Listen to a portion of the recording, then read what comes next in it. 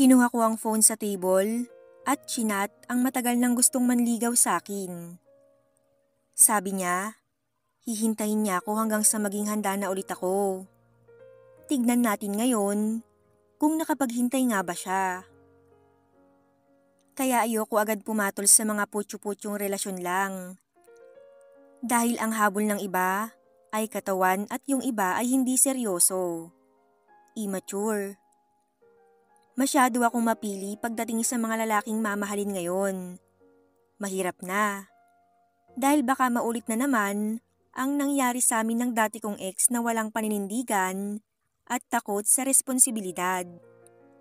In short, duwag.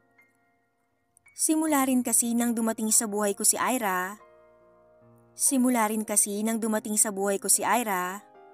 sa kanya ko na lang itinuon ang buo kong atensyon.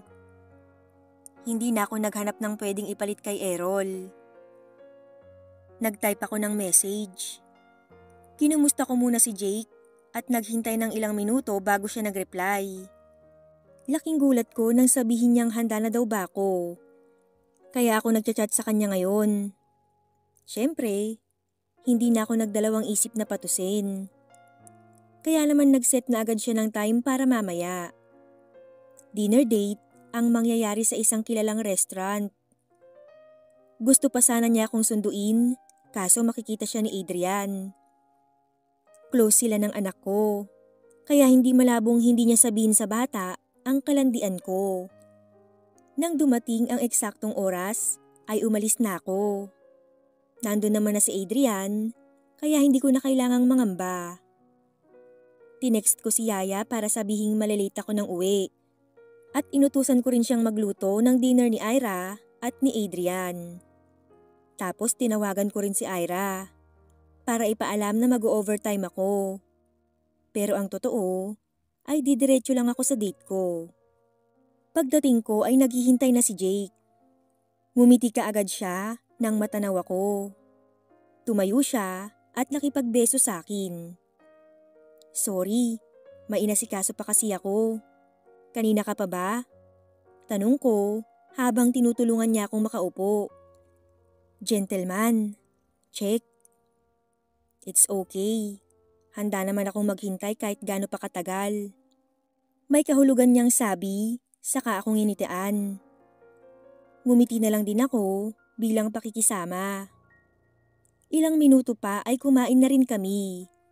At habang kumakain ay nagkukwento siya tungkol sa work niya. Kahit wala akong naiintindihan, ay tango at ngiti lang ang ginagawa ko. Madalang niya akong tanungin ng tungkol sa trabaho ko. Dahil ang sinasabi lang niya ay kapag pinili ko siya ay hindi ko na kailangang magtrabaho pa. And I find it boring. Pinipigilan ko lang talaga ang paghikab. Masasabi kong matalino siya. Sa decision making ay eksperto siya. May pagkabosi rin siya base sa mga kwento niya. Siguro, maraming babaeng nagkakandara pa sa kanya. At dahil iba talaga ang hinahanap ko sa isang lalaki, ay ekis siya para sa akin. Pero wala namang masama kung mag-try ako, di ba? Pwede naman kasing magbago ang tao sa pagtagal ng panahon. Kung mahal talaga niya ako, babaguhin niya ang kanyang sarili para sa akin. Pero ano kayang magiging reaksyon ni Jake kapag nalaman niyang may anak na ako? Maya-maya pa, ay may dalawang pumasok na customer at umupo malapit sa table namin. Siguro mag-ama sila. Base na rin sa suot, salamin, sombrero at bigote ay magkatulad sila. Mukhang close na close rin sila. Pero para naman silang mga ewan. Nakasalamin sa gabi. Natawa ako sa isip ko. At hindi ko na malayang sa kanila na nakabaling ang atensyon ko. Salita ng salita si Jake, pero hindi ko na masyadong mapakinggan. Jaisel, are you listening? Tanong niya pa sa akin. Ha? Oo naman. Sagot ko na lang, dahil iba na ang timpla ng mukha niya. Isa pang napansin ko sa kanya, ay dapat sa kanya ko lang ituon ang aking atensyon. Kung ganun, ano ang huli kong sinabi? Taas kilay na tanong niya. Alam niya kasing hindi talaga ako nakikinig, kaya malakas ang loob niya. Nangapa ako ng salita. See? You're not listening. Para siyang dismayado sa akin. Aba't kasalanan ko pa ba kung nakakaboring ang mga pinagsasasabi niya? Oo nga pala, Jake. May kailangan akong sabihin. Gusto ko lang makita kung tanggap ba niya na may anak ako o hindi. Aba, kung hindi niya tanggap, ay hindi ko na siya papatulan. Ano yon? Iritable niyang sabi. Una pa lang ay pinapakita niya na ang kakaiba niyang ugali. I have a daughter. Nakatingin lang ako sa kanya. Ano? Bakit ngayon mo lang sinabi? Muntik pa akong pumatol sa disgrasyadang babae. Lumakas ang boses niya, kaya kumunot ang noo ko at kumulo talaga ang dugo ko. Ang kapal ng mukha mo. Ikaw nga tong kumakapaghabol sa akin, akala mo aso. Sagot ko pabalik. Pinagtinginan kami ng mga tao. Nagulat ako nang biglang lumapit sa akin yung dalawang customer na kapapasok lang kanina. Hinawakan ako ng bata sa kamay. At ganun na lamang ang gulat ko nang tanggalin nito ang kanyang salamin, sombrero at bigote. Ira? Natatawa namang lumapit si Adrian. Tara na umuwi. Sa totoo lang naboboard kami ni Ira sa panonood sa inyo. Ani Adrian habang nakatingin kay Jake. At may asawa ka? Wika ni Jake habang nakaturo kay Adrian. He's just my employee. Sagot ko naman. Tingin mo maniniwala ako sa'yo? I'm done. Umiiling na wika niya, saka umalis. Nagtawanan na lang kami nang makauwi. Akalain mo yun? Lumabas agad ang tunay na ugali. Natatawa kong sabi kay Adrian. Kahit paano pala ay mas mabait pa ako sa kanya. Pagmamayabang naman ito. Yabang lang ang meron ka, huwag kang assuming. Inirapan ko siya, pero hindi ko naman maitago ang ngiti. Pagdating sa bahay, pinatulog ko muna si Ira bago ako nagpunta sa kwarto ko para makatulog na rin. Ilang minuto akong nakapikit pero hindi ako dinadalaw ng antok. Naiisip ko pa rin ang nangyari kanina.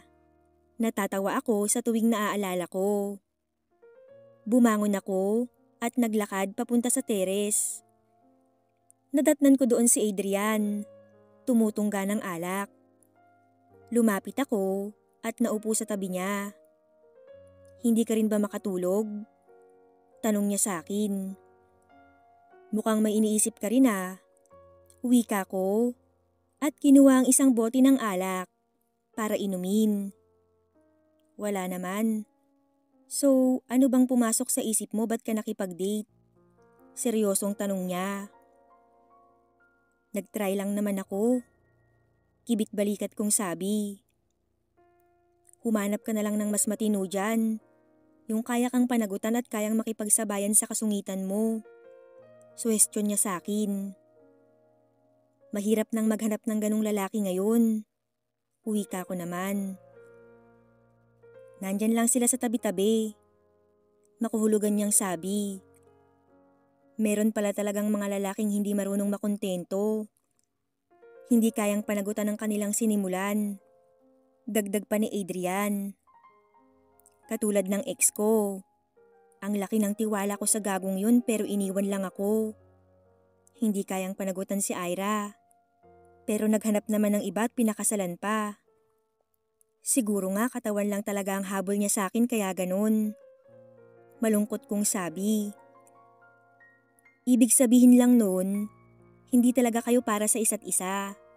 May nakalaan talaga sa'yo. Wika niya. May nararamdaman ka pa ba sa kanya? Tanong niya na ikinakunot ng noo ko. Ako? Kahit pa lumuha siya ng dugo sa harapan ko, Wala na. Natatawa ko namang sagot. Dapat lang. Tumatango niyang sabi. Kinaumagahan ay maaga akong gumising para sana maghanda naman ng pagkain. Kaso, pagdating ko doon ay masaya nang kumakain si Ira at Adrian. Aba, hulaan ko. Si Yaya na naman ang nagluto ng mga pagkain na to. Wika ko. Anong siya? Ako kaya? Pagmamayabang naman ni Adrian. Tinikman ko ang mga niluto niya at pasado lahat yon sa panlasa ko. Wow! Anong nakain mo? Natatawa kong sabi. Wala, inspirado lang. Hindi siya makatingin sa akin, kaya pinanliitan ko siya ng mata. Sa yabang mong yan, nakuha mo pang maging inspirado. Pangaasar ko saka umupo. Huwag kang ang basag trip. Wika niya sa akin. Nagkibit balikat na lang ako at hindi na nagsalita pa. At dahil nakaramdam ako ng awa kay Adrian, ay isinabay ko na rin siya papunta sa kumpanya. Tutal, sa isang lugar din naman kami patungo. Bahala nang magtsismisan ng iba kapag nakita kaming magkasama. Bumabait ka yata ngayon, ma'am. Pangaasar niya habang papunta kami sa office. Kasi, hindi ka nagyayabang. Hindi ka barumbado ngayon kaya mabait ako. Sagot ko naman. May mga pinagawa ako sa kanya. Habang ipinapaliwanag ko kung paano ang gagawin niya, ay biglang bumukas ang pintuan ng office ko. Hindi man lang kumatok. Akala mo kung sino. Parehas kaming napatingin ni Adrian sa kanya nang magsalita siya. Kung minamalas ka nga naman, oo. Si Errol pa ang nakuha ng kumpanya. Palihim akong napairap. Hi! Good morning, Jaisel. Malaking ngiti ang ginawad niya nang bumati siya. Akala talaga niya ay close na close kami. Kilala mo, ma'am? Turo sa kanya ni Adrian. Yap, kilalang kilala. Makahulugan kong sabi. Nalaglag ang panga niya dahil mukhang nakuha niya ang pinarating ko. Lumabas ka nga muna, mag-uusap lang kami. Tinanguan ko siya. Palabas na sana siya nang tawagin siya ni Errol. Patimpla naman ako ng kape. Salamat. Aniya, saka ibinaling na ang tingin sa akin. Kumusta ka naman? Tanong ka agad niya at naupo kaharap ko.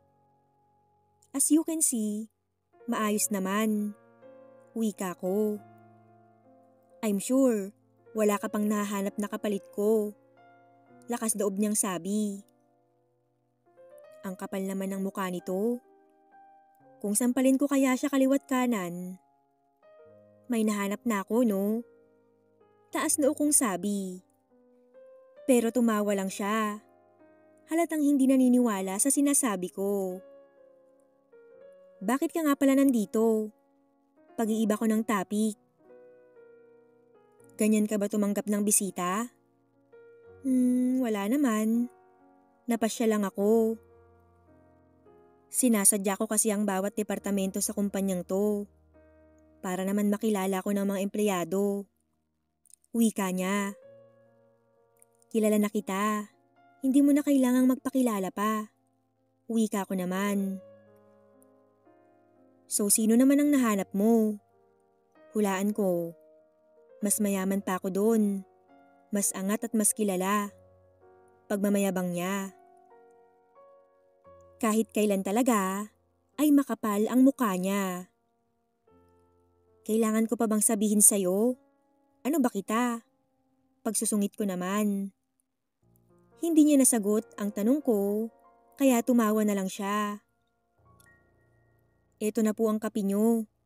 Biglang dumating si Adrian, dala ang kape ni Errol. Pagkakuha ni Errol sa kape, ay umalis na rin ito kaagad. Alam mo, may kaibigan ako. Gusto mo ipakilala kita? Para naman kahit paano ay umangat-angat yung buhay mo. Pangiinsulto niya. No thanks. Sagot ko naman. Uminom siya ng kape at ilang segundo lang ay ibinuga niya ang kanyang ininom. Malakas siyang nagmura. Anong klaseng kape to? Natawa ko sa reaksyon niya. Buti nga sa'yo. Good job, Adrian. Naging madalas ang pagkikita namin ni Errol sa kumpanya. Puro naman pang mamaliit ang lumalabas sa bibig niya. Di ko alam kung naka-move on na ba sa akin yun o hindi pa. Kasi kung laitin ako at pansinin ay matindi. Ganon din kasi kami nagkakilala. Nag-umpisa sa ganon. Dinadaan niya sa pang-aasar, pang-insulto yung feelings niya. Kaya sa tuwing naiinis na talaga ako sa kanya, ay binabara ko siya. Tuwing weekends naman, ay gumagala kami nila Adrian at Ira sa labas. Kumakain at nagsisimba. Madalas nga, ay pinagkakamalan kaming pamilya.